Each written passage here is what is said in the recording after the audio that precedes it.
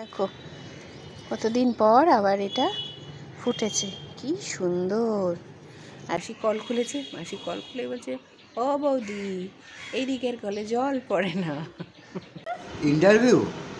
হ্যাঁ, আপনার ইন্টারভিউ হবে। কি আপনি ব্যাপার?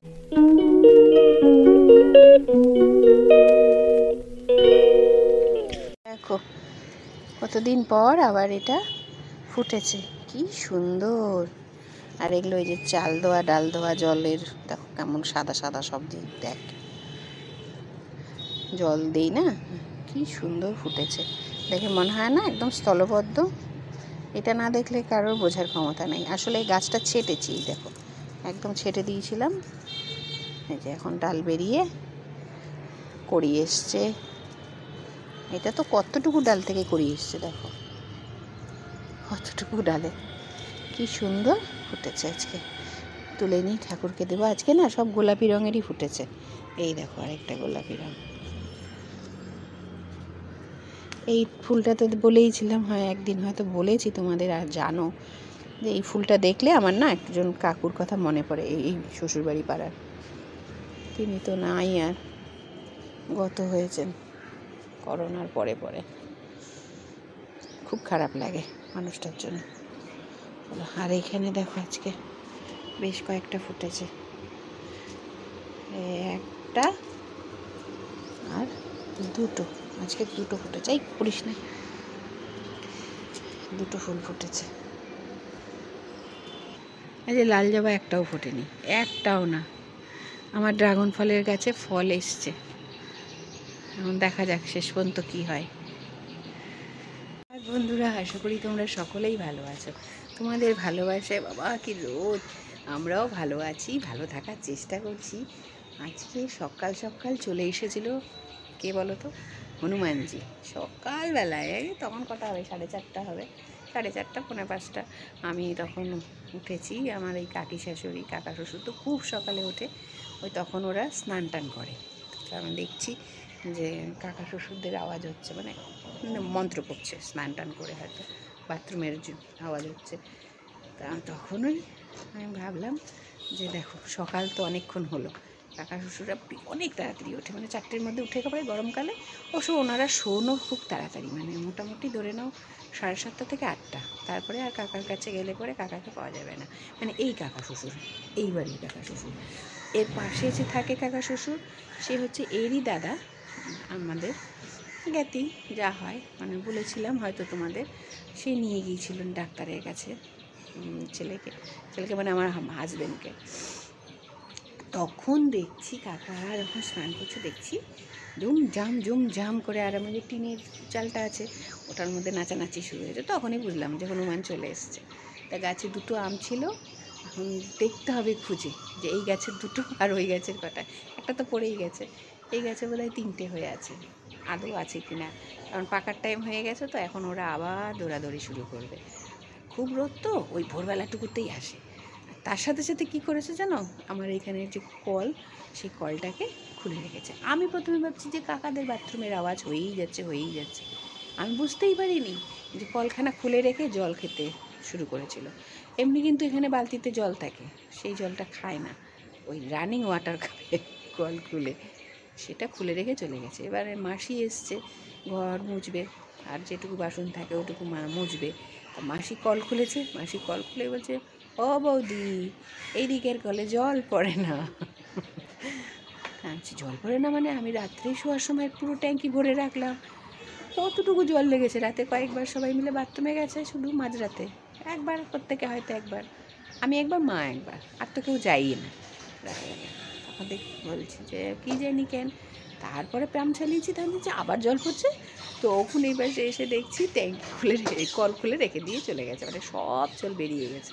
তখন বুঝলাম যে ওইটা মণিমান নয়, ওটা আমাদেরই কল, আমাদের কলই খুলে রেখেছিল অতক্ষণ। আর আমি ভাবছি কাকা আর কাকি স্নান করছে, এতক্ষণ ধরে কাছাকাছি করছে, আসলে এই জলটাই পড়ছিল। বোঝা যায় না এটা পেছন দিকের কল, বুঝতে পারা যায় না। ওদের বাড়ির কলের জলটাও যখন পড়ে, মানে বাথরুমের জলটা, তখনও একদম ডাইরেক্ট উপর থেকে নিচে পড়ে, তো ওটাতেও ওরকম সব আওয়াজ হয়।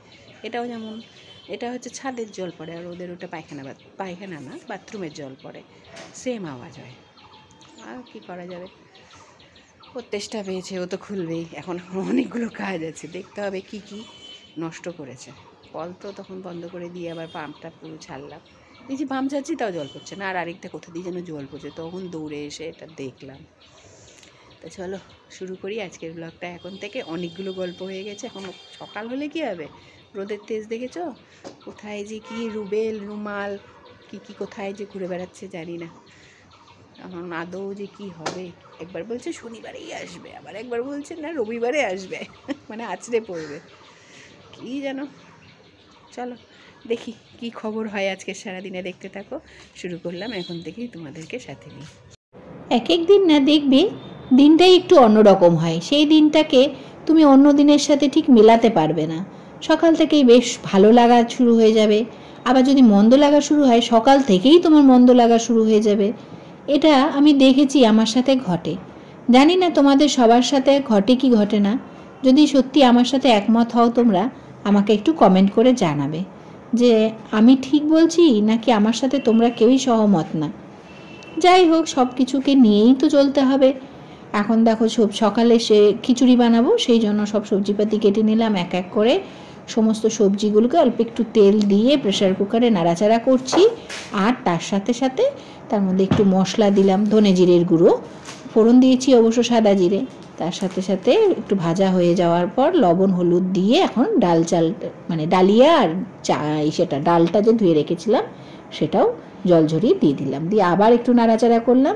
এখন একটু হালকা পাতলা গরম জল দেবো। গরম জলটা কোথা থেকে নিলাম বলো তো, একেবারে রানিং ওয়াটার, কল থেকেই ডাইরেক্ট গরম জল বেরোচ্ছে। যা পরিস্থিতি, এই সকালবেলাতেই হাতে ছ্যাঁকা লেগে যাচ্ছে পাইপের জল হাতে দিলেই। কি বলবো বলো, তোমাদেরও নিশ্চয়ই এই একই অবস্থা ঘটছে আমি জানি। তো চলো, সেই সব হয়ে যাওয়ার পর ভাবলাম ওদের খেতে যখন একটু সময় হাতে আছে খেতে দেওয়ার আগে, তাহলে দুপুরের রান্নার পর্বটা কিছুটা এগিয়ে রাখি। সেই যার পর নাই আজকে বানাবো দেশি চিকেন, তার সাথে অন্যান্য জিনিসও থাকবে, তবে ওটাই মেইন আজকের আইটেম।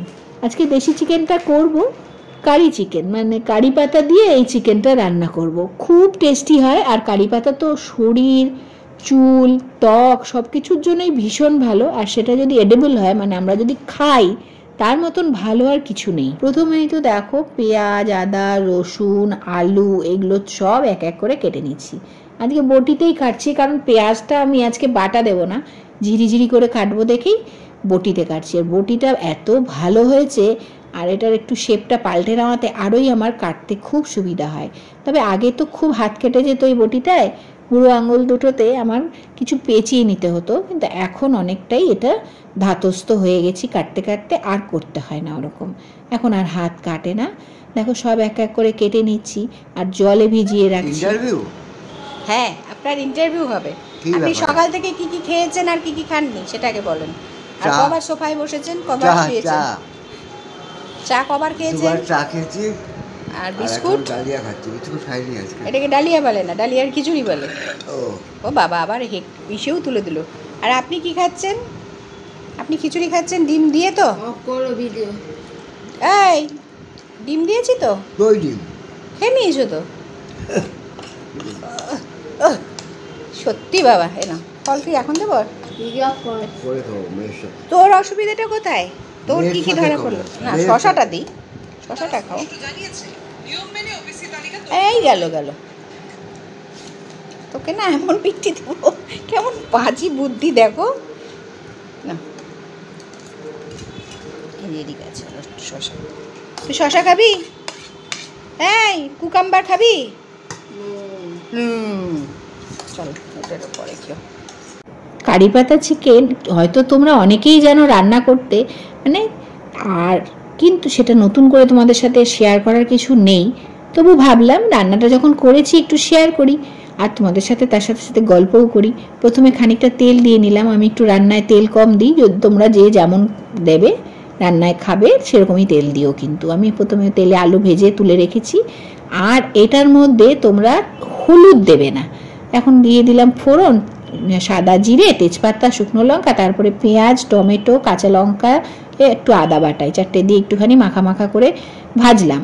তারপরেই দিয়ে দিলাম দই দিয়ে মেখে রাখা চিকেনটা, আর তারপরে তার মধ্যে ধনে জিরের গুঁড়ো এই দিয়ে কিছুটা কষে ওঠার পর দেখো অনেকটা সেদ্ধ হয়ে গেছে মাংস। এটা দেশি চিকেন যেহেতু সেই জন্য একটু সময় বেশি লাগে। তারপরে দিয়ে দিলাম আলু, কিন্তু দিতে গিয়ে দেখলাম আলুটা গলে যাচ্ছে, আবার আলুটাকে তুলে রেখেছি আর একটা গোটা রসুন দিয়ে নিয়েছি। এবার শেষের দিকে আমি কারি পাতা আমার বাড়িতে গাছ রয়েছে সেখান থেকে তুলে নিয়ে এসে ধুয়ে টুয়ে ভালো মতন পরিষ্কার করে দিয়ে দিলাম। এটা কিন্তু ভাজবে না, এবার এই কষাবো এটার সাথে সাথে পাতাটাকে। প্রথমে কিন্তু দেবে না, প্রথমে তেজপাতা জিরে যদি ইচ্ছা হয় দাও না, তারপরে মাঝখানে রান্নায় কারি পাতাটা পড়বে, তবেই টেস্টটা সবচেয়ে বেশি আসে। আর শেষের দিকে আমি কাঁচা লঙ্কা না দিয়ে একটু আরও বেশি করে ব্ল্যাক পেপার মানে গোলমরিচ গুঁড়ো দিয়ে দিলাম। আর তারপরে তো ট্যাঙ্কি থেকে জল গরম বেরোচ্ছে, সেই জলটাই দিয়ে দিলাম রান্নায় ঝোলে। আর এখন দেখো ভালো মতো ফুটে উঠেছে, খুব টেস্টি হয়েছিল। আজকে দুপুরে যা যা রান্না করেছি সেটা আমি তোমাদের সাথে এখন একটু শেয়ার করছি, কারণ আমি এখানে ডালের বড়া আর এই ডালের বড়া দিয়েই করেছি। ওইদিকে চাল কুমড়ো ঘন্ট, মাংস আর মায়ের জন্য মাছ আর টক দই সাথে ছিল। এই হচ্ছে আজকের আমাদের খুব সুন্দর সিম্পল খাওয়া। কিন্তু বাদবাকি ব্লগটা আর আমি কন্টিনিউ করতে পারিনি আজকে, কারণ মেয়েকে একটু ডাক্তার দেখাতে নিয়ে গেছিলাম, হঠাৎ প্রয়োজন হয়েছিল। আর তোমাদেরকেও আজকে এখানেই ব্লগটা শেষ করছি, এই কথাই বলছি। চলো দেখা হবে নতুন একটি সকালে, আবার নতুন একটি ব্লগে। শুভরাত্রি, সকলে ভালো থেকো।